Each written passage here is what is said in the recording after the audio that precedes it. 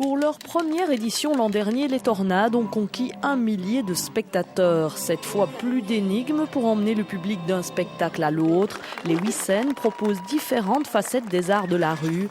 Théâtre, cirque, jongleur ou clown. Chacun flâne au gré de ses goûts, de ses envies et de son âge.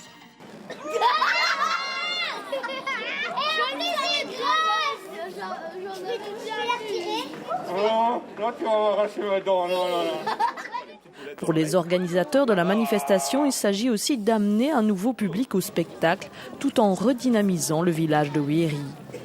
On voulait surtout amener le public vers nous, donc proposer aux gens un festival gratuit et montrer aux Wérysiens, c'est comme ça que ça se dit, qu'il est possible de sortir dans les rues avec une multitude de facettes artistiques et donc proposer un programme très très varié et permettre aux Wérysiens de découvrir autre chose que dans une salle, puisque ici à Wéry, il n'y avait rien proprement dit au niveau artistique.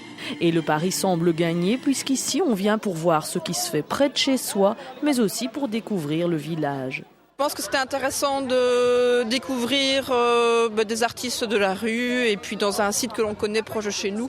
Voilà, plutôt d'aller très loin, il y a tout ce qu'il faut tout près de chez nous. C'est la première fois qu'on vient à Wéry. Qu'est-ce que vous pensez de ce village ? Ça ressemble un peu à Roisin, je sais pas. Tu trouvé en arrivant là? Non, c'est... C'est une découverte. Oui, c'est ça. Et des découvertes, il y en a aussi côté spectacle, notamment avec cette jeune danseuse de Cargnon. C'est la première fois qu'elle se produit en plein air, une nouvelle technique à apprendre. C'est une très chouette expérience parce que, comme je disais, on n'a pas encore la notion de scène qui fait tout le tour. En général, une scène, c'est carré. Et ici, il faut regarder autour de soi et c'est un très chouette contact avec le public. Justement, c'est difficile de capter le public. Oui, là, je viens de le voir. Oui, c'est pas évident et il faut vraiment... Voilà, on voit les gens complètement. On voit vraiment les gens, leur regard, si ça les intéresse ou pas. Et parfois, on peut se tromper aussi. À côté des jeunes talents, les Tornades accueillent des artistes plus chevronnés, comme les Montois du théâtre Katamana ou les Liégeois de la compagnie Ebadidon.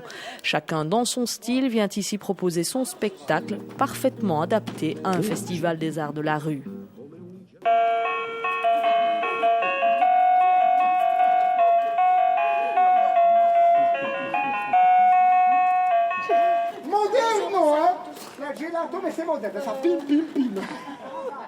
Vu le succès remporté cette fois encore par l'initiative, la commune de Dour et les associations locales partenaires comptent bien poursuivre l'expérience.